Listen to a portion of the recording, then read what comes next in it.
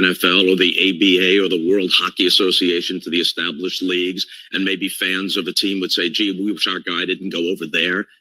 That isn't the case. This is Saudi blood money.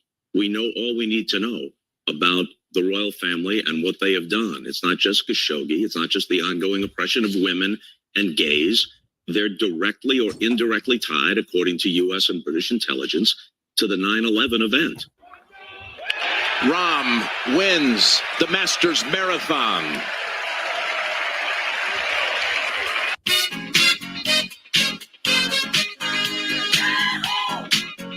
This is your celebration.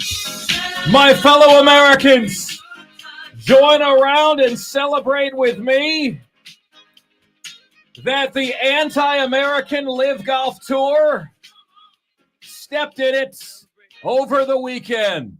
Can I get an amen? This is the most interactive sports talk show anywhere. It's Offsides, Mark, Ryan, and Diesel. And we are the Fan Upstate, rolling on until 7 p.m. today. Coming up on the show today, Greg McElroy with some spring game rules. A new list on the 25 best rivalries in all of college football. Our media mock draft continues today in the very next segment of the show, actually. Chad Brillante will be picking for the New England Patriots. Our other show, the Rob Brown Show, gave us a meeting of the board for the rules of sports fandom. That will be coming your way at 4:20. Early impressions of the NBA playoff matchups. Chris Phillips, the top 5 at 5. And we have you here on the most interactive sports radio show anywhere. What's up to the good folks on our YouTube page right now as well, at the Fan Upstate on YouTube. And I want to remind you that this coming Wednesday, we will be at Ingalls Markets, 1524 Locust Hill Road in Greer for the full show. Here's how you guys can take part. 844-FAN-PHONE. That's 844-FANFONE. That's 844-326-3663. The text line is there for you at 71307. You can start your text with the word fan, and away you go on the show. So, ladies and gentlemen, you heard the open. I don't know how I did. I don't really know how to layer audio yet, but I know how to put together a little thing that has a collection of sounds that I like. And we put together today for you the sounders of Bob Costas' opinion on the Live Tour, okay, which he says in no uncertain terms, it's blood money. Then we have the highlight of Jon Rahm winning. And then, of course, we are celebrating that he won. Jon Rahm, Diesel, you said this, I thought, very, very well before the show began today. What was your opinion on this? My opinion on Jon Rahm winning this thing, Jon Rahm should be an honorary American today. Jon Rahm, I feel like, won this thing for the good guys.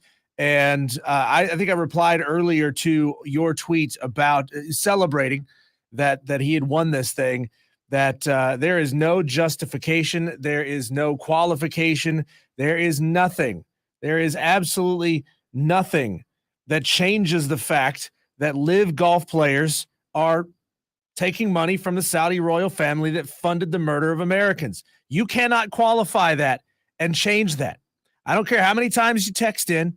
I don't care how many times you say, but this, but that, but whatever. I don't care. I don't care. That is a mountain that I am willing to die on. You will in no way, shape, or form qualify Americans taking money from the people responsible for murdering Americans. Not going to happen. Thanks for trying. You can try to text in. I'm sure you will here momentarily, but you're not changing anybody's mind around here with that. No, and I believe Diesel actually said to me, he goes, I think Jon Rahm is more of an American than a lot of the people that are calling in or texting in to defend the Live Tour. We call them the Live Tour losers. And folks, in my opinion, this isn't a political thing. This is in no way, shape, or form political. Okay? I understand Trump let Live Tour use his Mar-a-Lago course or something of that effect, some of his courses, This is not a political thing. This is a right and wrong thing. And I could not have been happier to watch Jon Rahm win the Masters over the Live Tour. Brooks Koepka, Phil Mickelson, second and third place. Could not have been happier to witness this.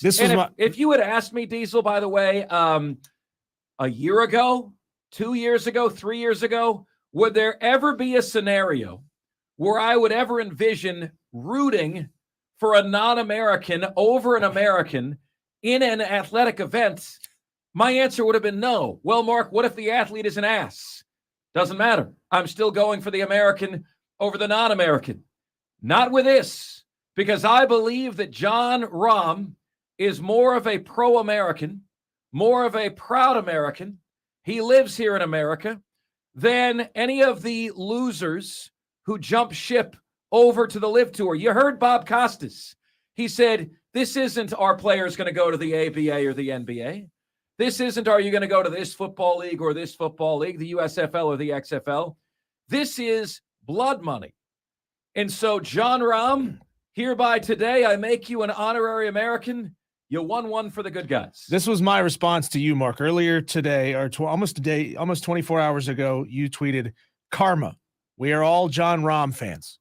And I retweeted that and replied, nothing, and I mean nothing, anyone says can justify, qualify, rationalize, or excuse taking money from the regime that bankrolled 9/11. That is a mountain that I will die on. So if you were one of those, people behaving in an un-American way, and by the way, Diesel, I think that message is very well taken. If you were one of these people texting the show, behaving in an un-American way, I simply ask, how do you like apples? Do you like them apples? It's funny. We got a lot of kickback from people who were angry at you for gloating in Jon Rahm coming back to beat Brooks Koepka in the final round there of the Masters. How is it not okay for you to gloat? But we've got people all day Friday texting the show. See, Mark, a live guy's winning this thing. That crow better taste pretty good, man, huh? We need to go back and find who that texter was. Try to get him on the show. Oh, absolutely. Call him up. Try to get him on the show. It was certainly more than one. And Diesel asked me yesterday, how many of the Live Golf Loser fan club boys are we going to hear from on the show today? And I gave him the who was the actor, Diesel? The guy from Jurassic Park, Goldblum, Jeff Goldblum. Making a big circle with a zero, because that's what people do in Radio Land. They puff out their chest. They're all big and braggadocious, and then when they wear it on the chin, they're nowhere to be found. So if you are a Live Golf proponent, I hope you enjoy that, L. I hope it sits well with you over the next few days and months, because Jon Rahm was more of an American than many of those guys out there. And I love him. And he's a good dude. And he's an easy guy to root for. Played his college golf right here in the U.S. Played his golf at Arizona State. Excuse me, Diesel. My name is Brooks Koepka. I got something stuck in my throat. What is going on? I might need the Heimlich for this A+ level choke job that I'm doing. Diesel, do you know that Brooks Koepka was 13 under par through 44 holes? 13 under par. And through the last 28, he was +6. Okay? 13 under par to 6 over par. Folks, I don't know how else to explain it to you, but there was some major choke job going on. We were hoping the pressure would get to Brooks Koepka, and for once, and the good guy doesn't always win.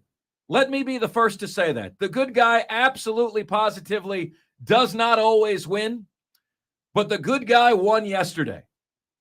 And on behalf of all Americans, I say, can I get an amen for that? Congratulations, Jon Rahm. It was fantastic to see. We've got the audio right here. The very winning putt on CBS late yesterday. Here's what it sounded like. With the honorary American, beat the treasonous Americans. Some par would it? Didn't even reach the fairway with his tee shot. Knock it in for a round of 69 and a 4-shot win. From sunrise to sunset. Rahm wins the Masters Marathon.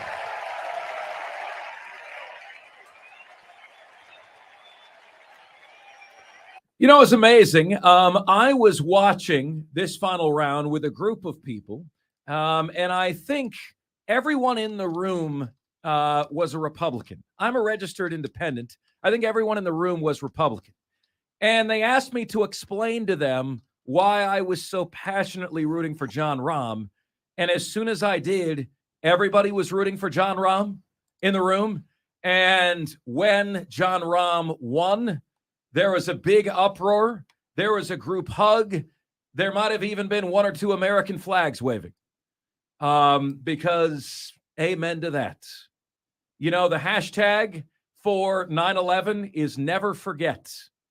And sadly, I feel like many in this country have already forgotten. That is a damn sad state of affairs. By the way, I went back and found that texter who, it was like the first thing in the show, first text message of the show. Didn't identify themselves, of course. Texter said, "Fan, Mark, I like my crow medium well. Lefty proved to me over the weekend that he is one of the best ever." That's Phil Mickelson. And he asked here, "Mark, do you like your live crow cooked medium or medium well?" Brooks Koepka, let's go. Yeah. Brooks Koepka is the new name, you know, because that's what he did on Sunday. Texter says, "Mark, why does Rahm need to be an honorary American? Spain is a democratic ally, and this is a non-political human rights issue bigger than national boundaries." I agree. It's just like it floored me that there I was rooting for somebody from Spain over many American flags. Many American flags. Jon Rahm, texter says, went to Arizona State University and is married to his college sweetheart. He is definitely American adjacent. Well, the good guys won, man. The Jon Rahm, we are all Jon Rahm fans. You know, if you believe in honoring the memory of those who lost their lives on 9/11. Mark, I don't like the Live Tour either, but are we still doing business with China and they killed a lot more Americans with COVID? So says JT and Greer. You know, like, boy, there is a real patch that people are uncovering here, Diesel. I mean, there's a real rabbit hole that people are going down on this. And the best defense, I mean this with all due respect, ladies and gentlemen, and you should realize that when somebody says that, they're about to slam you. That is the dumbest, Diesel, most idiotic, elementary comeback. And it's not just JT and Greer. It's everybody who says it. The only feather in their cap that they have is to go, well, what about the NBA with China? Yeah, what about the oil in your What about car? her's got to stop with this. What about this? What about that? What about this? As though, like, if you have committed one crime, well, you might as well commit 80 crimes because you've already committed one. When was the last time, Mark, that China's government funded an operation that murdered 3,000 Americans? Anyone? Bueller? Fry? Again, you know what, Texter? I'm going to find this again. JT and Greer. I'm going to find this again, and I'm going to read it to you slowly. And know that when I say I'm going to read it to you slowly, I'm saying that you really, really need to hear this. That you really, really need to hear this, and you need to heed it, and you need to pay attention to it. JT and Greer, I'm going to say your name again. Nothing, and I mean nothing, anyone says can justify, qualify, rationalize, or excuse taking money from the regime that bankrolled 9/11. That is a mountain that I will die on. Nothing can justify or qualify it. JT and Greer and anyone else who's got their phones up typing away right now. Well, what about this? Nothing will justify that. Stop trying. Yeah, again, well, do you use Saudi oil? Well, there's a difference between something our country feels like it needs and millionaires deciding greedily that they want more millions from the direct family. Nor is this a knock on Saudi Arabia, the country. This is a knock on a portion of their government and the royal family. This guy, JB and SC, is another one, Diesel. He said, I said yesterday, Happy Easter to everyone but the Live Golf losers who allowed themselves to be bought off by the family that funded 9/11. And JB and SC said, if I got offered $100 million to do my same job, I can't say I turned it down. And I said, well, it doesn't matter where the money came from. What if you already have $100 million in your bank account because you're a pro golfer who's playing at an elite level and has been doing so for years? You already have that money. You know, there's these people who are like, take the money, take the money, take the money. All I can tell you is you've lost your way. All of you have lost your way. It's called losing the plot, Mark. Right? You've lost your way. You've lost your compass. All right? He says, no, I don't care where the money came from. Either we all work or financially support awful people. Either you work for them, buy products for them, or use their services. That way I'd be able to set me and my family up for generations. So because we all work for bad corporations, etc., I'm willing to take 9/11 blood money. Because it's good for you, you're willing to take 9/11 blood money. You over your countrymen and women. It's a lack of morality if I've ever seen one. You've lost your way. You've lost your way. It's the same answer to everybody. What about this? What about that? What about this country? Mark, do you watch the NBA? Mark, do you wear Nikes? These people murdered Americans. Our own golfers are taking their money.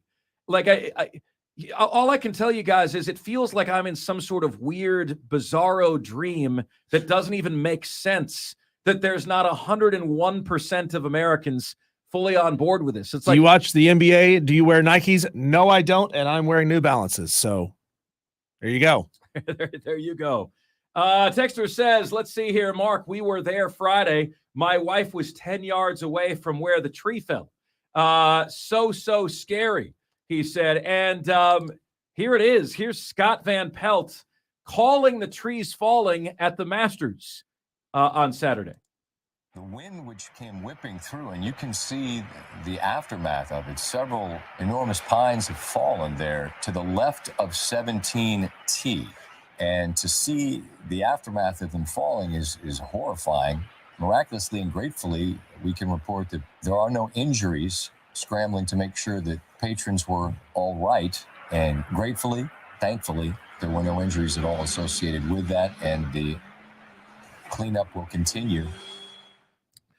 You have any experience with that, Diesel, at all? I mean, I gather that was just, what was it, wind? Wind and rain just knocked the trees down? Well, the whole point of a pine tree is it's supposed to be flexible. It's supposed to be able to sway. That's why it's tall and skinny. It's supposed to be able to withstand that kind of wind, but not that kind of wind, you know? Diesel, way back when, I was on a Boy Scout trip, and we were camping in the woods. And there was the loudest noise I ever heard in my life. And I opened our tent, and about 150 feet away from us, a tree was on fire that just got struck by lightning. About 150 feet away. 150 feet away. If that had been 150 feet closer, ladies and gentlemen, all of you would have been spared of this service that I have provided you guys for the last 4 years. 150 feet to the left, all of you would have been spared. It was freaky. It was scary. And the tree was sawed in half. Half it was on the ground, and the part that was still attached was on fire. And that's what this reminded me of. I was looking at those trees that were down, and I'm like, oh, God, this is bringing back. I'm having some PTSD here. PTSD big time. Spur Daddy says, people with morals don't go for the money because people that put God first will do what's right.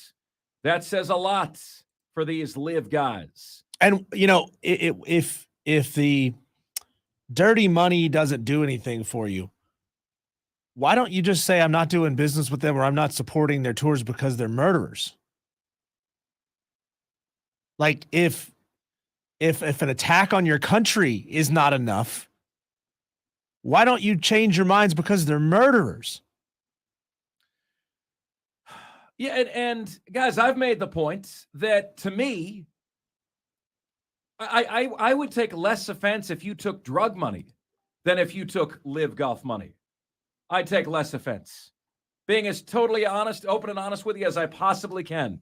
All right, we are going to continue our media mock draft. The New England Patriots are on the clock. That's next, right here, the most interactive sports talk show anywhere. It's Offsides, Mark, Ryan, and Diesel, and we are the Fan Upstate.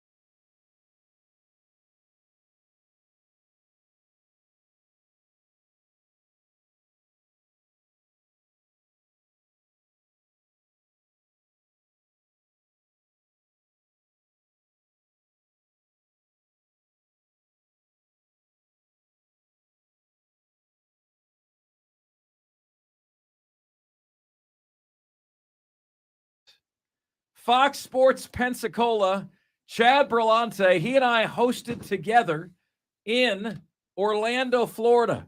Right back to where it began. Chad Brillante, we know him affectionately as Cheddar Bob, joins us right now on the show. So, Chad, it's been a minute, man. How you been? What's good? It's good. I think that first show, Mark, what it did for the people that don't know is you said, man, after doing a show with this guy, it can't get any worse. So your career just flourished from there, knowing that it was just better days ahead. But no, man, I'm doing well. And, I'm excited for this pick. There you go. Chad, tell us about your local show, man. What time are you on? I know there's this really weird thing with the time zone where part of Florida is in the central time zone, and it doesn't make sense to anybody. But if you were to tell us the Eastern time for your show, Eastern time, what time is your program? It's on every day from 5 to 7 Eastern time. Okay. And it's called Spike Sports, and it's literally a football with, as you know, my ridiculous Jersey Shore-looking hair on a football called Spike Sports. There you go. There you go. Fantastic. Well, let's update you guys with the picks that have already been taken in the draft. With the first overall selection, Carolina selected Bryce Young. Number 2, Houston, C.J. Stroud. Number 3, the Arizona Cardinals selected Will Anderson. Number 4, Indianapolis Colts, Anthony Richardson. 5, Seattle Seahawks, Jalen Carter. 6, Detroit Lions, Tyree Wilson. 7, the Las Vegas Raiders, Devon Witherspoon. 8, Atlanta Falcons, Bijan Robinson. 9, Chicago Bears. They took Paris Johnson. 10, Philadelphia Eagles. They took Peter Skoronski, tackle out of Northwestern. 11 was the Tennessee Titans. The Tennessee Titans took Jackson Smith and Jigba, wide receiver out of Ohio State. 12, the Houston Texans selected Jordan Addison in a major reach, with a 12th overall selection in the draft. And with the 13th pick, the New York Jets. One thing they can do is draft well. They just crap the bed right after that. Christian Gonzalez, one of the highest-ranked players on the board, remaining from Oregon. All of which brings us to the 14th overall pick in the draft. Now, Chad had a really interesting challenge here, folks, because I always tell our media members to please take who you think your team will with the board that remains. And, if you've seen who New England has drafted, you might as well pick Napoleon Dynamite here. The guy would probably be more effective than the guy that Bill Belichick will take. This is an organization that cannot draft. Before we get to your pick, Chad, why is that? Like, why does this team suck so badly at selecting players? Okay, first off, as you put it that way, let's just go. When somebody says like, yeah, that lady, that Victoria's Secret model's nose might not look perfect, and you're like, I didn't know she had a nose. I mean, but when it comes down to it, it's like you get to the point where not everybody is blessed with everything perfect in life. And what I'm saying is, as somebody that for the last 20 years, nobody's really shedding a tear for Patriot fans. You can make fun of the draft all you want, but I don't think we're the fan base that really anybody feels sorry for over my lifetime, Mark. No, look, you get more out of less, but imagine what would happen if you actually had somebody competent making the selections, Chad? Well, I think it's a lot with Belichick having a lot of control. You saw that one year where they brought people into people's homes. He had his dog Nike actually making the pick for him. It was a husky dog that was barking. So at this point, I think we just need to understand that, they go out on a limb. But you know what, though? I will say, Lenore Ryan, nobody was paying attention to a guy like Kyle Duggar, who is a Division II guy. Mark, you called games way back yonder for UWF, and when they went to the national title down here in Pensacola in Division II, we played against Lenore Ryan, but nobody else in the country, if a bear, in the woods, nobody else was watching that game. So for them to take a Division II guy was out of nowhere. And guess what? He's been one of the best defensive players on our team. So that was a great pick. They went with Cole Strange last year, who was a guard from Tennessee Chattanooga that Sean McVay was laughing that they could have probably gotten the 4th round, but he started last year. So we might make fun of the draft, but these guys actually end up being decently productive. This year, though, I do believe you might know the guy. He is the parking lot supervisor. I'm sorry, for Wofford, the Terriers, and I believe that's the pick coming in. We will see. We will see. We will see. Terrier parking lot supervisor Pat at number 14. I believe that's his name. In all seriousness, ladies and gentlemen, the pick is in. All right. Well, the real pick, though. Here we go. With the 14th overall selection in the 2023 Offsides Media Mock Draft, Chad Berlante, a.k.a. Cheddar Bob, of Fox Sports Pensacola, representing his lifelong fandom of the New England Patriots, steps to the podium and selects Quentin Johnson, wide receiver, TCU. I can't believe you did that.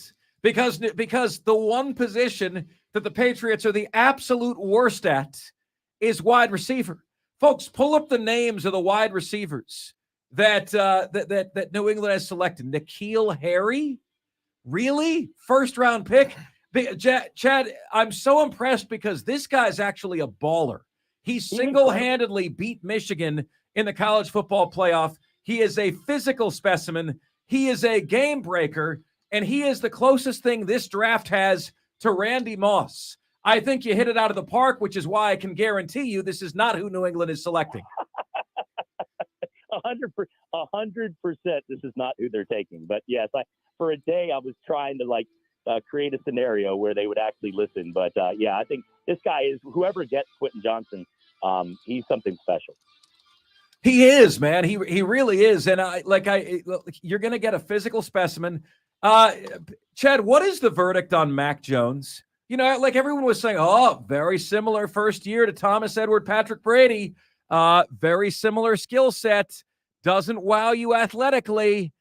Is this a guy that has a chance to be special in a system like Tom Brady did and make the system? I don't want to compare anyone to Tom, or is this guy just a placeholder? Is this guy just a guy?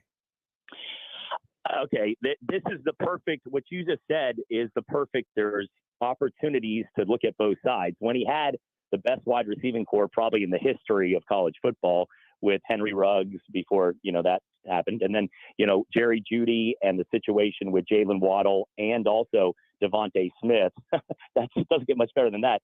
They went 14-0 and won the national title quick. It wasn't even close. So when he's had a perfect system and guys to go with that anybody would salivate over, yes, he looked like the best quarterback in the league. Now, when he was in the NFL, like you just said, the receiving core has been deplorable. And you had Happy Gilmore's homeless caddy, who's a defensive coordinator and an offensive line coach trying to run the offense last year, Matt Patricia. So you didn't actually even have any real coordinator. When they lost Gable and Judge and some of those guys coming back, they didn't actually have a real offensive coordinator on their team. So Mac Jones, who's actually a nice guy, I've met him down here from the University of Alabama. He does a lot for charity and helps with special needs organizations all throughout. But the one thing I'll say is, as a player, he shows signs that he can be a team as a rookie, taking them to the playoffs. And he has signs that people are cheering on Bailey Zappi in a 2-week span because he looks so bad. So he's sort of the Dr. Jekyll, Mr. Hyde guy. I do believe there's hope. I don't think he'll ever get to the levels of the Herberts and the, obviously Mahomes or Allen Burrow, but I think he can be a very solid quarterback in the NFL. But like you said, the trash he's been working with at wide receivers is something that I wouldn't wish upon anyone. You and I, when we hosted together, Chad, we had all of these like code words and all of these, I'm trying to remember what we used to call trash, like we just had all these, all of these show sayings that we used all the time. And that's essentially what New England has had at the wide receiver position. Or bone ticklers. I think these were ridiculous names. Yeah. So Chad, are you now willing to admit once and for all that it is now proven beyond a reasonable doubt that Brady was more responsible for New England's success than Belichick? Are you willing to admit that? Well, listen, I know where you're broadcasting. It's one of the most beautiful areas in the world, but unless people are going to walk outside and celebrate Woodstock with certain things and they're still living that kind of lifestyle mentally, nobody should think that Bill Belichick had more to do with Brady. You can say that they needed both, just like I think the Lakers and the Bulls needed Phil Jackson to be a zen, calming down all of those egos to make it work. However, you could have put my grandmother baking cookies and Michael Jordan and those people were going to win the title. Same thing with Kobe and Shaq, and the same thing with Tom Brady. It was Tom Brady's team. And, the biggest mic drop moment was he goes to Tampa in 1 year, your neck of the woods, Mark, and had a chance to win a Super Bowl in his first year with a team that didn't make the playoffs with Mr. Jameis Winston for 5 years. So yeah, I got to tell you, Chad, when he went to Tampa Bay, I was of the mindset that it was an even split. Like I was of the mindset that it was, 50% Belichick, 50% Tom. And then we still have, and now I would say it was like, 80-20. You just said 90-10. We still have Brady haters in the building, that want to point to how talented the Tampa Bay roster was that he went to. And I'm like, bro, they were 7-9. And they were 5-11. He took that core to the Super Bowl and won the Super Bowl with them. It was absolutely, positively incredible. Aaron Rodgers to the Jets. Look, Chad, we know it's going to happen eventually, right? They tell me it's going to happen. Does that guarantee that the Patriots are the last place team in the East? I think everybody should just sing Kumbaya at 8 and 9 and let the Bills celebrate. But I think, the Dolphins roster is getting a lot better. The Bills, even if they say people are going to see them take a step back, I think that's just being from a lock to maybe the Dolphins can take that division. But no, I think it's going to be listen, as somebody that actually has hatred towards the Jets as a fan, I cannot see them, whether they start the big move today, as we talked about, the quarterback they were looking for in Green Bay and getting Tim Boyle today. But no matter what, if they get Rodgers or not, and it's not going to matter. I think they're always going to find a way to lose. They're the Jets. That's what they do. But I do believe that they're getting better. They got a great defensive-minded coach that's made them one of the more vicious defenses in the league when you watch them play with guys like Quentin Williams. So, and obviously last year, a huge pick in the draft by going out there and getting Sauce Gardner. So I look at this and say, I do believe that they're going to get better, but I see the Jets being still a 7-10, 8-9 team. It's going to be a lot closer. The gap is shortening where all four of those teams, their fan bases should feel like they've got a shot, where I don't think like Las Vegas fans are feeling that way against Kansas City. Chad, always fun catching up with you, bud. Wish we had a chance to do this more often. I look forward to joining your show soon. Happy to tape something with you. Always good catching up. Man, if the Patriots had you drafting for them, they'd be a hell of a lot better than they are right now. Quentin Johnson, that's a slam dunk. I mean, I'm giving you an A already, right? I thought Jordan Addison at 12 was a bit of a reach. Quentin Johnson, the specimen, I think is a fantastic pick. Congratulations, Chad. Continued success to you, my friend.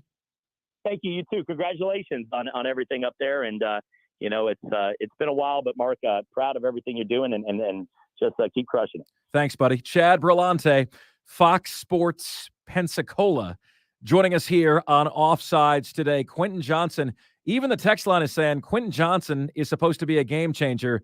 That was a great pick, a fantastic pick. I totally agree. One of the best in the draft. Hey, there's only 31 picks this year. So when we are done, wow, I'm sad by something I just saw, Diesel. I guess Udonis Haslem just retired. He's played for like 20 years.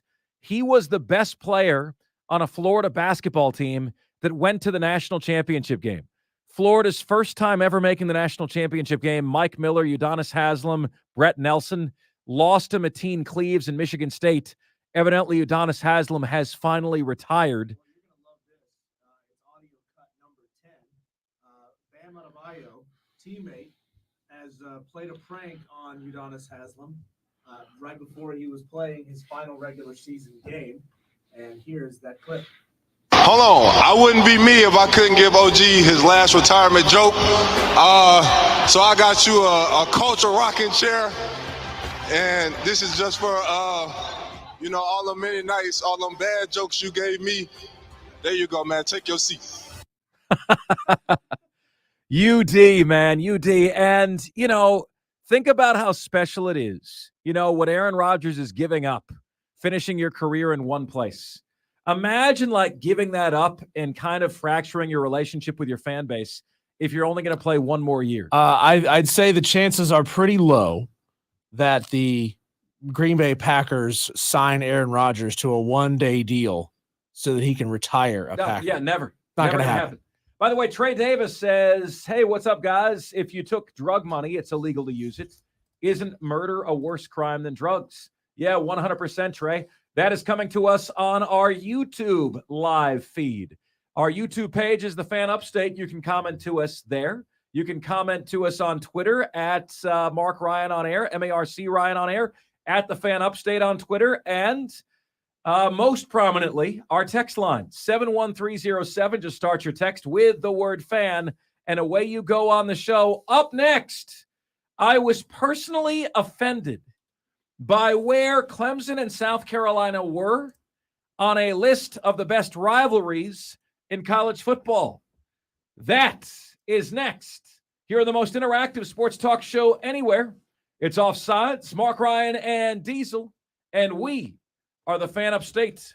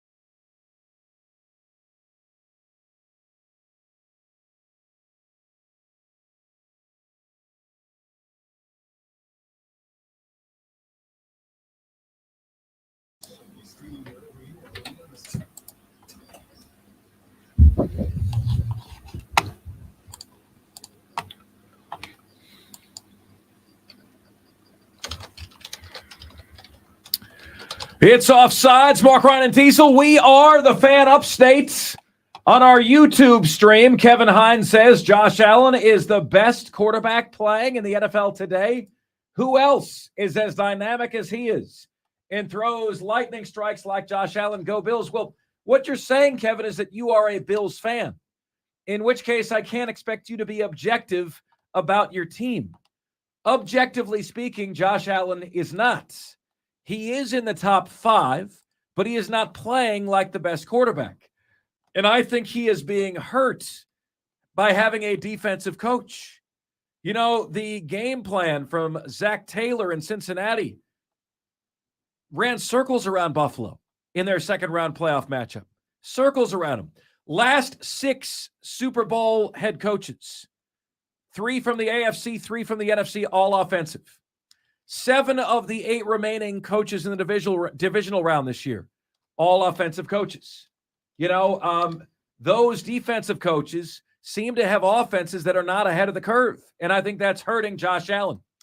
Folks, I want to bring you into this. I saw a posting today, and it came to us by Football Reports, and they ranked the 25 best rivalries in all of college football. The 25 best rivalries in all of college football. Now, my brownies right now are burnt, and I'm going to share why with you in a minute.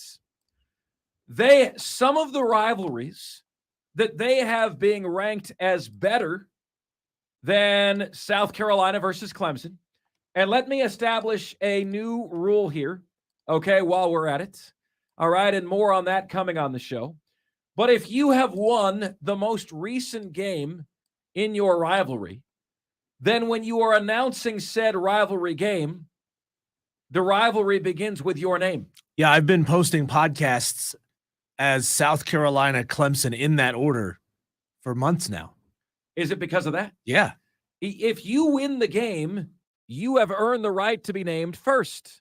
So I always tell folks it's the Florida-Georgia rivalry, but it's not, because Georgia just beat Florida, and they've beaten them multiple times over.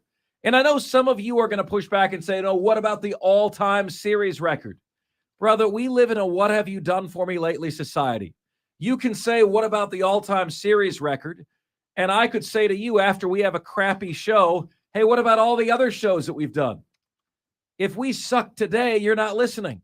If we suck tomorrow, you're not listening.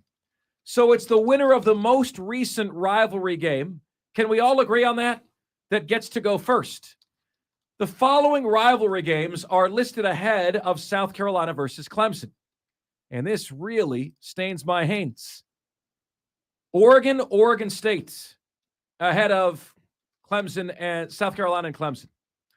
UCLA and USC ahead of South Carolina and Clemson. Utah and BYU, what? Ahead of South Carolina and Clemson. Pitt and West Virginia, like if you're telling me, well, you know, Mark, South Carolina hasn't been that great, what the hell about Pitt and West Virginia? There are some bastions of football success. Folks, the rivalry list I looked at today has South Carolina versus Clemson as the 15th best rivalry in college football. That is an out-and-out joke. Here are their top 10. Number 10, Texas A&M. Number 9, Ole Miss, Mississippi State. Number 8, Florida State. Number 7, Miami, Florida State. Number 6, Georgia, Florida. Number 5, Army, Navy. Man, this is stand-up comedy good, this one, number 4. Notre Dame, USC is a top 4 rivalry in college football? Really? Notre Dame, USC. Number 3, Alabama, Auburn. 2, Oklahoma and Texas. And 1, Michigan and Ohio State. They're doing their best Chris Rock impression here. This is cute. It's hilariously wrong, but it is cute. When we come back on the show, I'm going to give you the real top 10 rivalries in all of college football. By the way, what do you make of that? If you win the most recent game, your name gets to go first in said rivalry. That's how it goes, right? That's next. This is the most interactive sports talk show anywhere. It's Offsides, Mark Ryan and Diesel, and we are the Fan Upstate.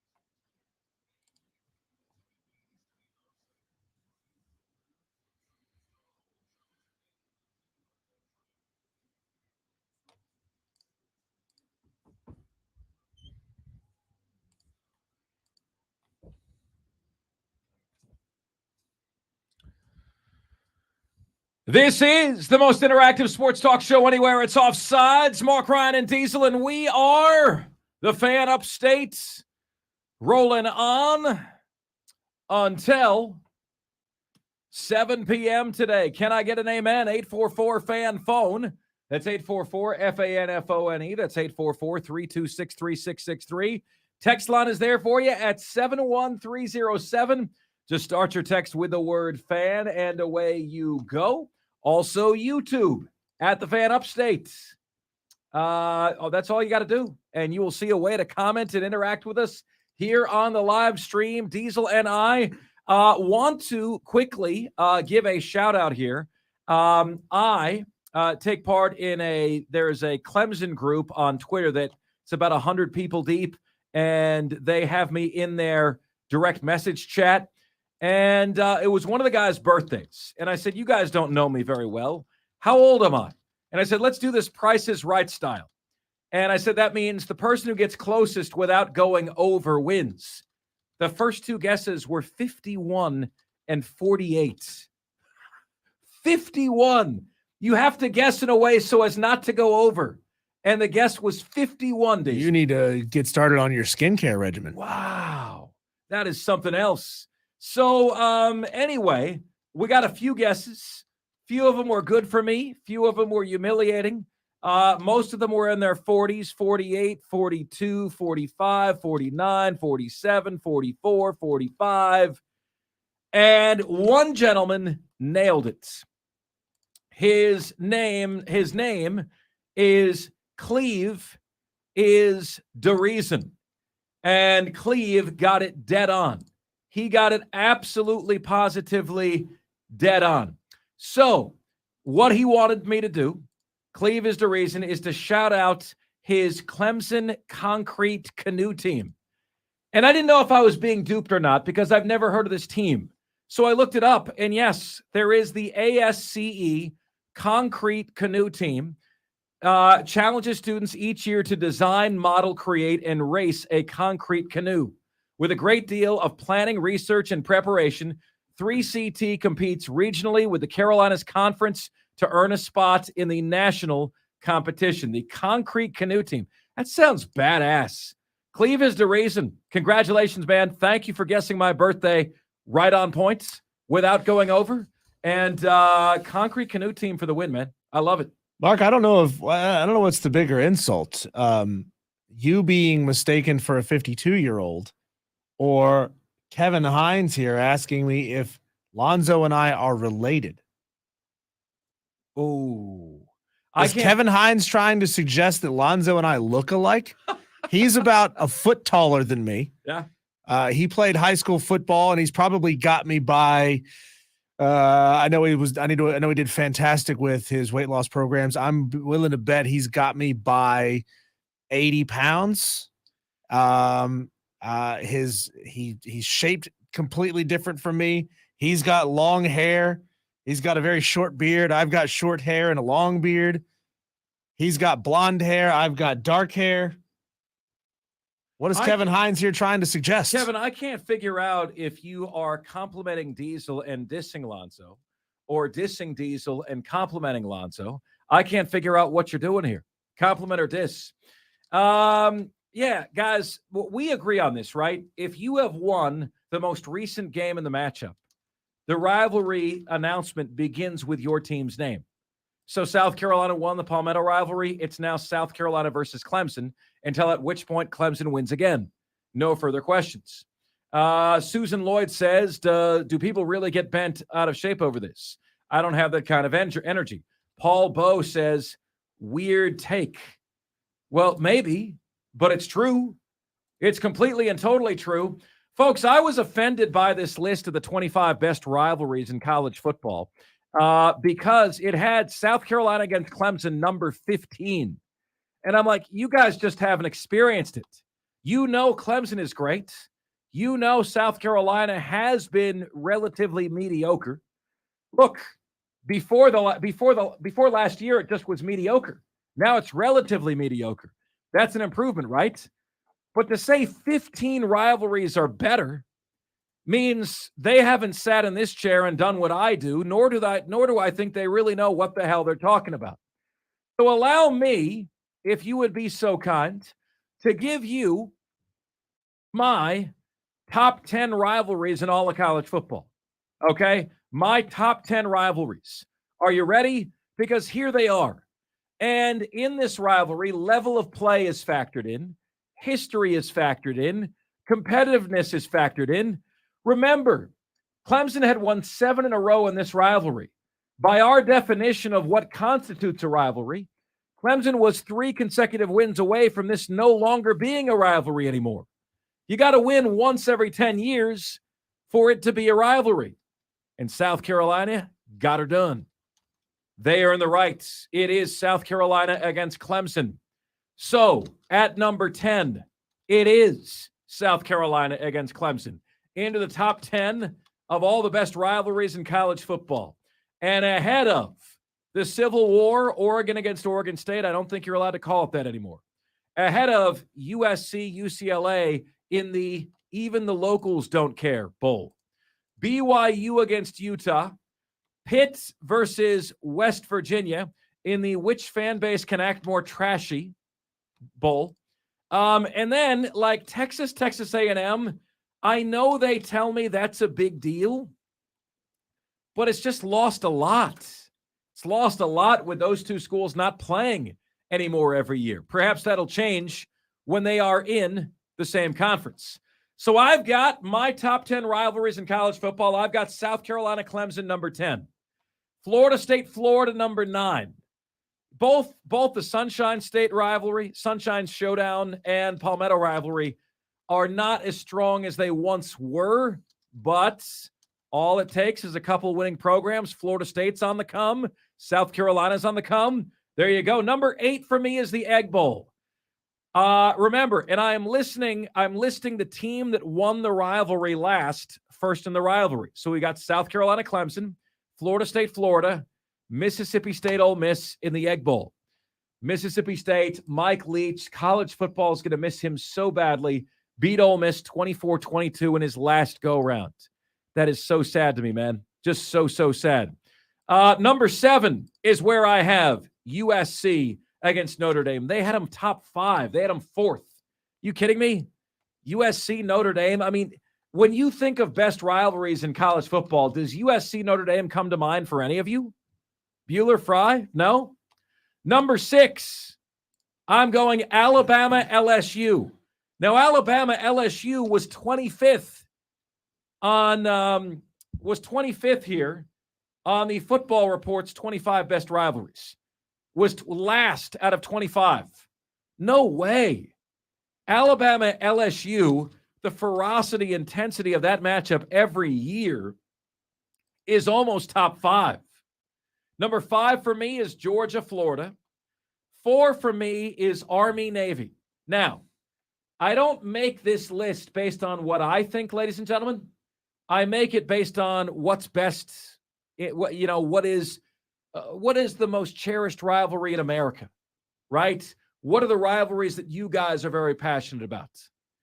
Army-Navy isn't great football to me. But if I'm being honest about the best rivalries in America, tradition, history, pageantry, it's there.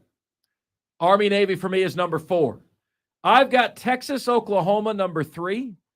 Do you remember what Texas beat Oklahoma by in the Red River rivalry this last year? 49-0? And you guys remember that? I had to look that up, and I'm like, I don't remember that. 49-0. Then we have number 2. Then we have number 1. 2 is the Iron Bowl, Alabama, Auburn, and 1 is Michigan versus Ohio State. And I think is pretty straightforward, right? It's pretty open. It's pretty obvious. Alabama, Auburn, Michigan, Ohio State combine playoff berths being on the line, conference championships being on the line, with the hatred and vitriol you get in Clemson against South Carolina. Combine all of those things. Put all those things together. The only thing missing from South Carolina, Clemson entering that stratosphere is South Carolina becoming a prototypical top 10, top 15 team. A perennial top 10, top 15 team. That is the only thing that is missing from that list. The only thing. 71307 on the text line is where you can get to us. Texter says, has the rivalry never gets enough credit, but it's one of the longest standing rivalries, not including the COVID year. I would have the Palmetto rivalry number 3, a texter says. He's got, let's see here, Auburn, Alabama, Ohio State, Michigan, OU, Texas, Clemson, South Carolina, Florida, Georgia. Texter, remember, the team that won it most recently gets their name first. Another texter says, write it in pen. Number 1, Iron Bowl. Number 2, Michigan, Ohio State. Number 3, Georgia, Florida. Number 4, LSU, Florida, because he says it doesn't get wilder than Jorts versus Cajuns. Number 5, he says, Texas versus Oklahoma. That comes from Scott in Simpsonville. This is crazy to me. The texters, like, it just shows you how widely everybody varies in terms of best quarterbacks. This guy says the best QB in the NFL isn't Josh Allen, Patrick Mahomes, Lamar Jackson, or Russell Wilson. The only answer should be Matt Stafford and Aaron Rodgers. What, on the senior citizen discount tour, Texter? What is this based on exactly? Are they collecting Social Security? Any of those two? Michigan J. Todd says, I always list our rivalry, Michigan, Ohio State, first, because as a gentleman, I believe the ladies should be listed first. Look at Michigan J. Todd. Always one of our favorites. Ladies first. You know, I drop that on Jackson every once in a while. You know, if it's like who's going to enter the restaurant first, I'll say to Jackson, ladies first, buddy. And he looks at me and goes, hey, like that. Hey, ladies first, Ohio State, Michigan. If you won the most recent rendition of your rivalry, okay, then you have the right to go first. You are listed first. Period. End of story. I don't like this Thanks for protectionism that some fans try to use. Oh, well, depends on who's won the most. Well, if one team is up by like 20 games in this rivalry series, that again, I kind of question, is it even a rivalry to begin with? But like, you got to have some recency. You got to have some volatility in the rivalry. That's what makes it fun. And the volatility is in who you and how you name the rivalry, how you list the teams involved in it. I think that's a fantastic rule. And before, like I said, before you even brought the rule up today, we were doing it here on this show. Maybe people didn't recognize and people didn't realize that's what was happening, but it was. ED says, I don't know if this stands for erectile dysfunction, but it's L.E. Dixon 15 says, shaking my head at Mark. Matthew Cooper says, I hope Beamer can tell you're really trying to make up with him. Oh, my God. Did you see Beamer at the Masters, by the way? That was cool. Yeah, he was, it was, what was that, Friday when it was raining really hard? Beamer was there. They brought him on camera, and he looked good in a green jacket. Looking in a green jacket. Look, guys, we're not starting fights with Beamer. We praise where warranted. We criticize where warranted, whether that's on the field of play or off the field of play. South Carolina fans, and this is also true of basically every fan base in college football. People get so up in their feels so fast that they will just call you a troll, a clown, a homer, this, that, whatever, without taking the time to go back and study the page as a whole and figure out, all right, what percentage of the time are they generally complimentary and what percentage of the time are they generally negative about us? And when they're negative about us, is it warranted? Did we actually do something that, should draw a little bit of ire? Fans are too lazy for that. And maybe they're just a little too stupid for that, Mark. Sometimes some are. I think that's fair. All right, guys, coming up next on the show, there has been a meeting of the board called on the rules of sports fandom. And I will tell you exactly why when we come back here on the most interactive sports talk show anywhere. It's Offsides, Mark, Ryan, and Diesel, and we are the Fan Upstate.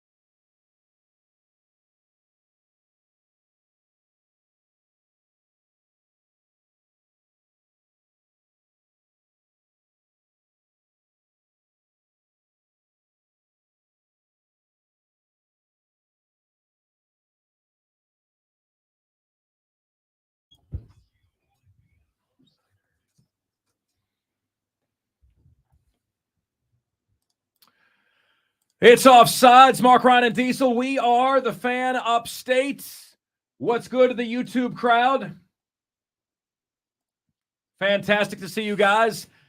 And however you're listening to us, wherever and however you are making us part of your day, we truly do appreciate you. So, the Rob Brown Show with Lonzo on Friday inadvertently gave us another entrant in another discussion in the rules of sports fandom.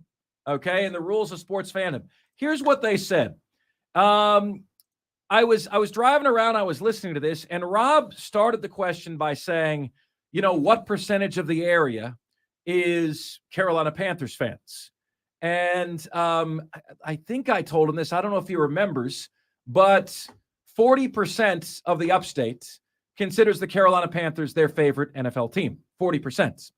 Then he said, I don't know what percentage of the upstate considers themselves Clemson or South Carolina fans. I would guess 60 to 70%.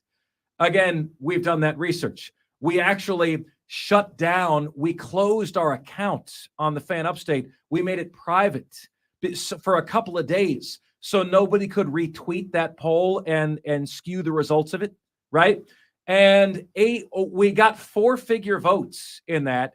81% of our audience considers Clemson or South Carolina to be their favorite football team. And then Lonzo took that question and he said, well, wait a minute. Like when you're asking Carolina, like, am I allowed to love two teams? And that spawned a whole different discussion. It spawned a whole different discussion about, what is allowed in terms of the rules of sports fandom, right?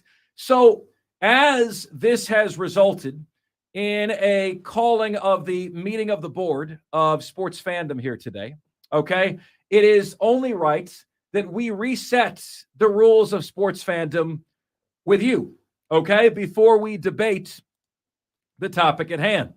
Number one, you get all teams from a sports city or you get none, okay? You do not get to claim the Braves and the Carolina Panthers but disown the Atlanta Falcons or the Atlanta Hawks. You get all or you get none. Number two, you get one big school or one small school. UF and FU. No, I actually like you, but, Florida and Furman. Number three, thou shalt never rush the field, one that Diesel disagrees with vehemently. Number four, never supports or accept a rival transfer. Never. You do not get to take on Monty Lee as your hitting coach if you're South Carolina. You do not get to take Clemson baseball players if you are South Carolina. You remember Darian Rencher on the show? We asked Darian, hey man, could you ever see Dabo taking a Gamecock player? Here's what Darian Rencher said about that. That's asinine and silly. Asinine, silly, and stupid. Well, that was Charles Barkley. It's true. That is 100% true. But we also had Darian Rencher on, and Darian Rencher simply said that'll never happen here. That would never happen at Clemson. They would never take the rival transfer ever.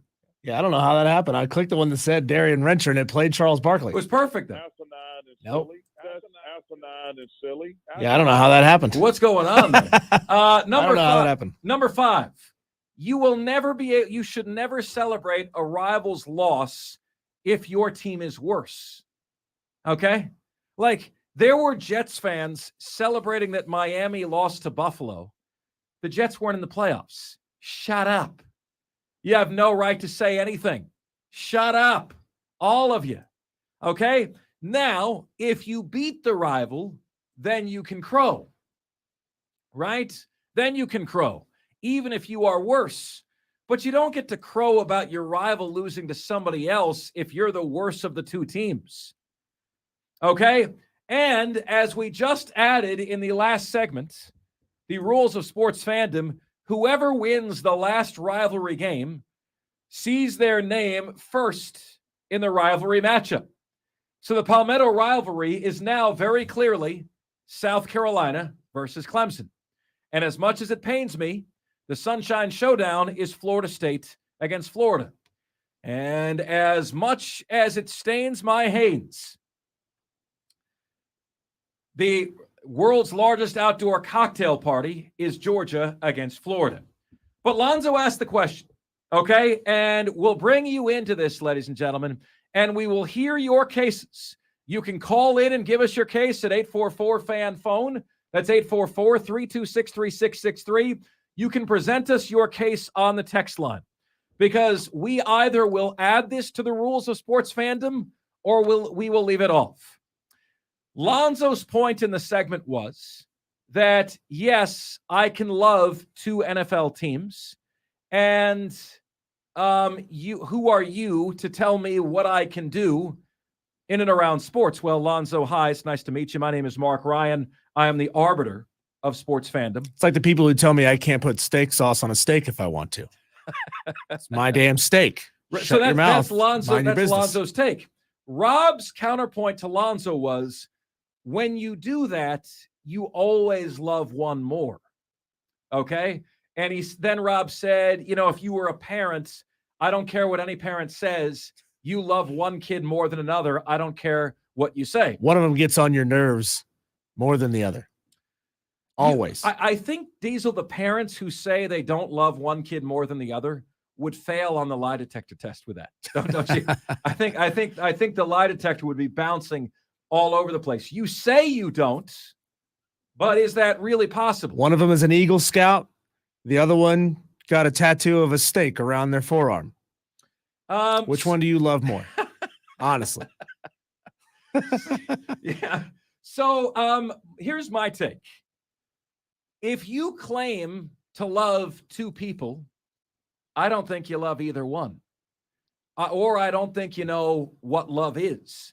Because I think true love only allows you to give it to one person romantically. Mark, I want to know what love is. I want you to show me. I want you to show me. I'm getting very uncomfortable here in the studio today. So I don't believe you can love two teams from the same league.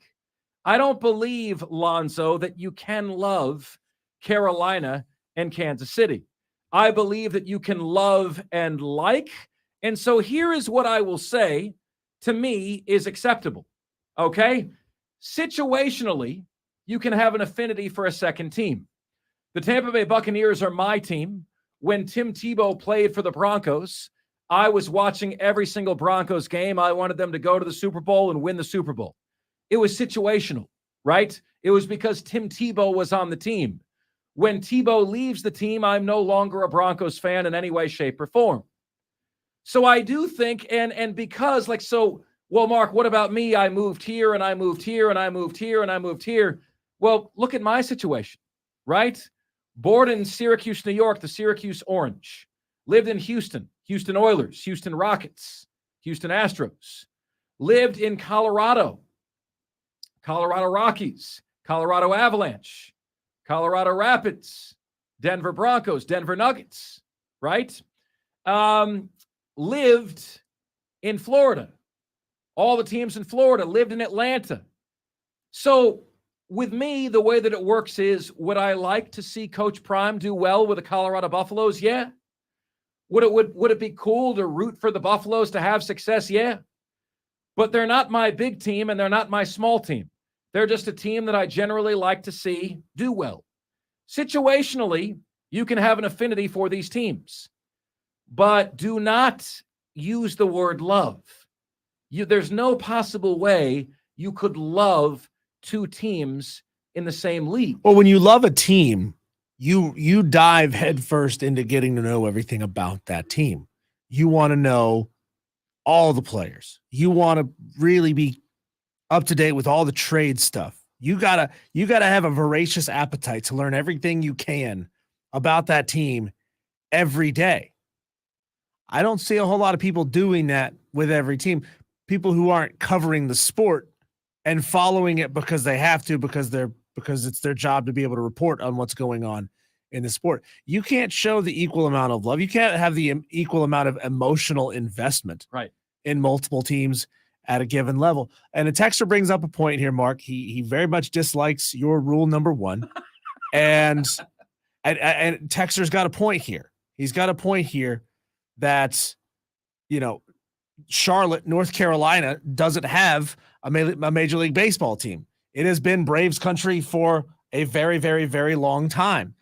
Seems imminent that Charlotte will get a Major League Baseball franchise. It seems like it's ripe to get that opportunity. Does this texter now have to abandon the Braves? Yeah. He does. And go with the Charlotte. Let's just say it's the Knights. Just go with the Charlotte Knights. Yeah, correct, Diesel. Because it's awfully convenient for a fan to say, "Well, wait a minute, I don't have another baseball team around here." So you're trying to break up families here, Mark. Yeah, well, absolutely. You're trying to come between families. You're trying to deport children. Well, listen to how irrationally upset this jabroni gets, Diesel. He says he turns the station every time we talk about it. He turns the station. Texter, you don't just get to pick whatever's closest. The Atlanta Braves are an Atlanta team. Do you understand that? The Atlanta Falcons are an Atlanta team. The Atlanta Hawks are an Atlanta team, right? It goes back to the whole, do you choose your team or does your team choose you? I don't think you consciously choose your team. I think your team picks you. It chooses you for selection. You don't get to just decide, I'm going to be a Braves fan. Hey, what do you want me to do? We don't have another team around here. Okay? Find a city, accept all their teams. And if you're unwilling to accept the Falcons, then you don't get the Braves. Sorry, man. Sorry. Texter says, did y'all see Beamer's latest video that was a redo of the office scene? Texter, we talked about that. It is the best video I have ever seen. And you know what it didn't have? It didn't have any special effects. It didn't have any CGI. It was just freaking awesome. Best college video production I have ever seen. Texter says, Mark, all these Live fans should move to Saudi Arabia. Let's get him on the first plane. Let's get him out of here. Texter says, Mark, Clemson hired Brad Scott after he was at Carolina. Look, the rule applies to both sides. Good for the goose, good for the gander, man. It's lame and it's dumb. Tavian Feaster, Clemson to the Gamecocks, lame and dumb. Monty Lee, Clemson to the Gamecocks, lame and dumb. Most of the time, this only works one way. Okay? That's it. It doesn't work from South Carolina to Clemson most of the time. JT and Greer says, let's see, a texter says here, Mark, all of my teams are North Carolina teams, Panthers, Hurricanes, Blue Devils. We have no baseball team in the Carolinas. We will forever be a Braves fan. Texter, the jury has deliberated, and I regret to inform you that I will be collecting your fan card. You have until the end of the show today to drop it off at the studio. Please make sure there's no bomb in the box that you drop off for me. Kevin Hines on watching us on the YouTube stream. What's up, Kevin? Who's been trying to needle me all show, Mark. I don't appreciate this. Kevin says, I'm a Bills, Braves, and Hornets fan. To hell with your rule. Mark, he also questions if you're smoking that backyard wacky tobacco. Unfortunately not, Kevin. This show would be a lot more fun if I was. But, Kevin, I'm going to need your fan card. Bills, Braves, and Hornets. This is bipolar. It's cherry picking at its best. This is bipolar, Kevin. It's like Kevin. You're like those wives that pick their brackets at tournament time based on which mascot they like the best. Oh, I think the Hornets logo from the 90s is kind of cute. Let me go with that one. Let's see here. JT and Greer says, Mark, I think what you're saying is if Florida plays Colorado, you'll always pull for Florida. That's correct. But if Colorado plays Oregon State, I'm rooting for Colorado every time. I like to see them do well, but they don't have my heart the way Florida and Furman do. Mark, I love two teams in college. This is already a violation. Michigan and South Carolina, they are in different conferences and don't play each other. And they have been my two teams for 35 years. Texter, the reality is you love one team and you like the other team. If you are insistent that you love both, Texter, the jury has deliberated. Hand over your fan card before the end of the show. Chop, chop, chop, chop. White on rice. Let's go. before the end of the show. Your fan card. Turn it in. Let's make it happen. Okay, Mark, with that rationale, then that means I don't get to be a fan of any baseball team. So even though I have been a Braves fan since I was 5 years old, it's always the same one, Diesel, that they want to come after. Have you noticed that? Like we reestablish, we call a meeting of the board of the rules of sports fandom whenever there's a discussion to be had about a potential amendments. People take these, Diesel, like they're as serious as the 10 Commandments religiously. They take these that seriously. And it's crazy that we get to that point. Texter, you can accept all teams from Atlanta, or you get no teams from Atlanta. Have I made myself clear? Brandon Gibson on Twitter has a problem with our take earlier on Live Golf. We posted the podcast from the first segment of the show. It says Live Golf's Brooks Koepka held a 2-shot lead going into the final round of the Masters. The PGA's Jon Rahm won by 4. The good guys won. The bad guys lost.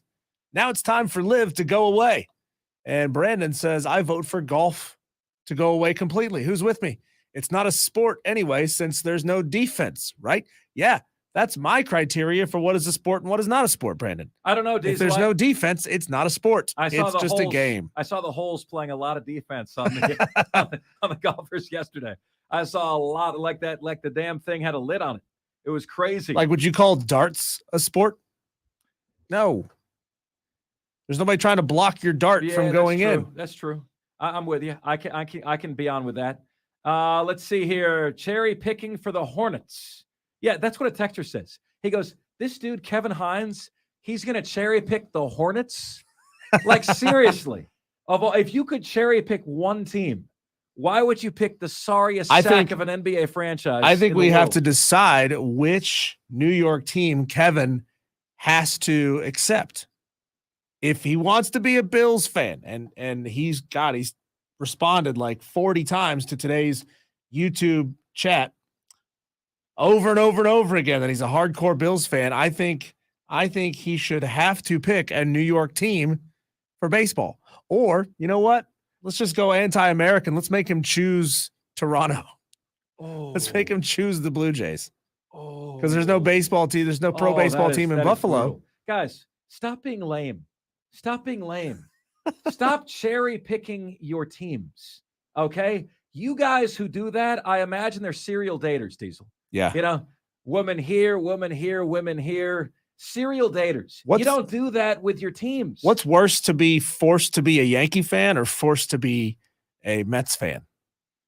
Because if he's a Braves fan, then you're forcing him to be a fan of a team that's in their division. Oh, that's brutal. Yeah, be a Yankees fan, Texter. Be a Yankees fan. Much more fun to be a Yankee fan. Come to the dark side. Come to the Yankees. Folks, the reality is these are the rules of sports fandom, okay? You can live in a state of denial, but when you wake up in the morning, your fan card is not going to be in your wallet. Sorry to tell you. We got Chris Phillips joining us next on the Gamecocks here on the most interactive sports talk show anywhere. It's Offsides, Mark, Ryan, and Diesel, and we are the Fan Upstate.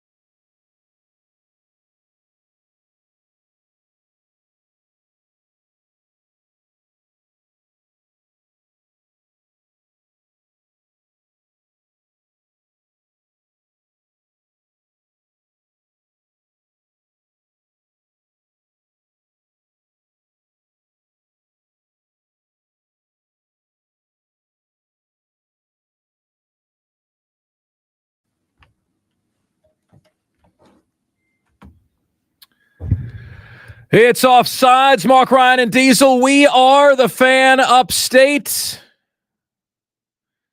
Fantastic to have you guys with us here on a Monday edition of the show.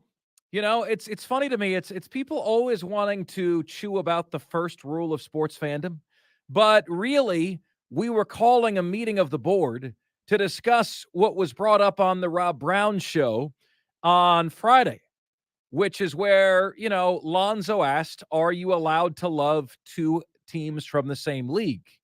And ladies and gentlemen, the jury has deliberated. I am now holding their verdict in my hands. Let us unseal the envelope. And the verdict is, thou has no right to claim love for two teams from the same league. The jury has spoken. And that is now a new rule on the rules of sports fandom. You do not get to claim love for two teams from the same league, because if you do, you don't know what love is. You just don't know what love is. So, you know, stop acting otherwise. Kevin Hines doesn't enjoy being told that he has to be a fan of a New York baseball team. He's throwing me middle finger emojis. Now who is easy to get their goat, Kevin? Now who is easy to upset? Let's see what you guys are saying on the text line. Let's see here. The name who goes first in the rivalry isn't always the visiting team. Period. No discussion. Fry Bueller. No, it's the team who won most recently in the rivalry. Doesn't Mark root for Furman? Is that in Florida? Texter, do you text this show? You don't know where Furman is? Furman might be across the street from you. It's that close. Texter says, Mark, I'm a Major League Baseball Cardinals fan because I'm from Missouri. I'm a Panthers fan because I moved to South Carolina in 1996 because they became a team. Don't care about basketball, but I roll with the Blues in hockey. Sir, your diagnosis is sports polygamist. You're not allowed to do this. I have the same story. Okay, like I moved from New York to Houston to Colorado to Florida to Atlanta to Texas to South Carolina. Okay, and you pick one city and you accept all their teams. If you do not accept all, then you get none. Okay, so at least you have the Cardinals and the Blues, but you do not get the Panthers because you are not claiming the Hornets, the Hurricanes, right? So the worst kind of fan, though, is the one who cherry picks because they are winning franchises in whatever sport. Worst. Oh, I liked the Yankees, and I also liked the Dallas Cowboys because they were good like 40 years ago. And I liked the Braves because they were good in the 90s. Like, you don't get to cherry pick franchises that win. That is the worst kind. You know, it is understandable to have some affinity if you lived in that city for a while. It's okay to have that affinity. However, if you had a team prior to that you loved, you have to go be that fan in a new city. So if you're from Atlanta, or you choose Atlanta as your sports teams, but you move to Pittsburgh, then you're an Atlanta fan living in Pittsburgh, and you wear your Atlanta gear proudly. You don't get to say, oh, well, you know, I kind of, you know, like I miss going to games, so I'm going to go to Pittsburgh games. And you pick up some gold stuff a little bit here and there, and you pick up some black gear a little bit here and there, and all of a sudden you've sort of glommed onto another team. No, you don't get to become another fan by osmosis. 71307 on the text line is where you can get to us. Yeah, that's true. Like, you don't get to just, hey, they look cool, I'm going to latch onto them. Texter says, Diesel, the Masters tournament threw trees at the players. I think that's a great defense. You know, you're chucking trees at people. They also threw like 4 inches of rain at them. Yeah. Texter says, Mark, do you not have an NBA team because Tampa is without? Are you totally okay to go with the closest regional teams, even if in split cities like Charlotte? When have you ever heard me say X is my NBA team? I haven't. You know why? Because I'm not willing to accept in other cities all of their teams. So I'm not choosing one. I don't have an NBA team. All right. I like the NBA, but I don't have a team, because if I take the Orlando Magic, then I got to accept Orlando FC or FC Orlando. And I'm not going to do that. That's not my soccer team. So if I can't accept all, I'm choosing to accept none. I have no NBA team. Texter says, just tuning in, wanted to say hell of a performance by Liv. Yeah, hell of a choke job, man. That was incredible. You know, I'm told that the Heimlich maneuver on Brooks Koepka still isn't working. We now claim losses. If you are a fan of a terrorist-run golf league, you now claim losses as well. The dude was on fire for the first round. What happened? Remember, we questioned before the Masters started.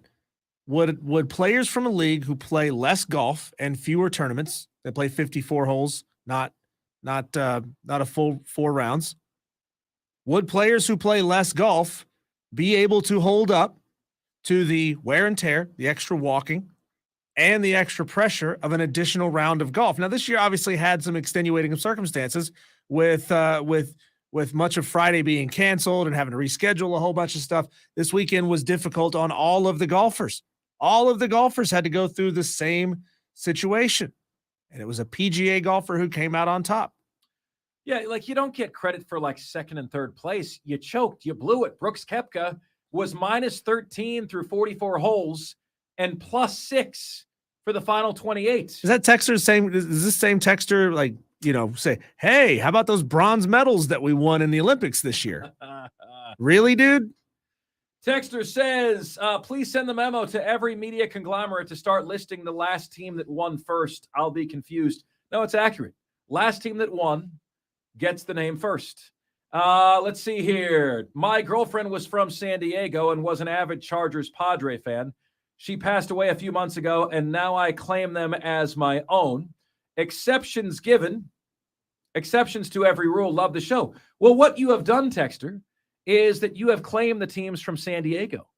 So that is absolutely accepted. The rule is accept all or get none. You've done that.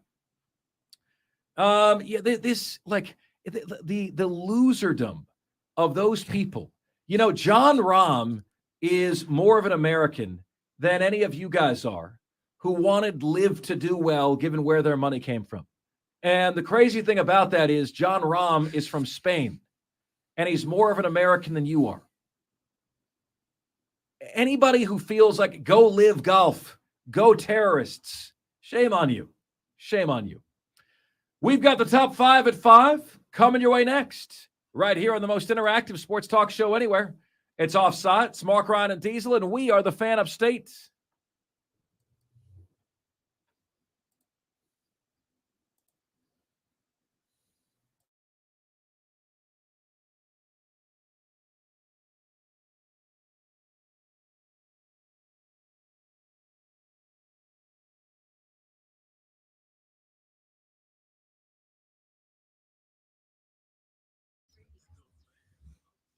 Hey guys, what's good? Thank you so much for watching Mike's us over on here. Mike's over here.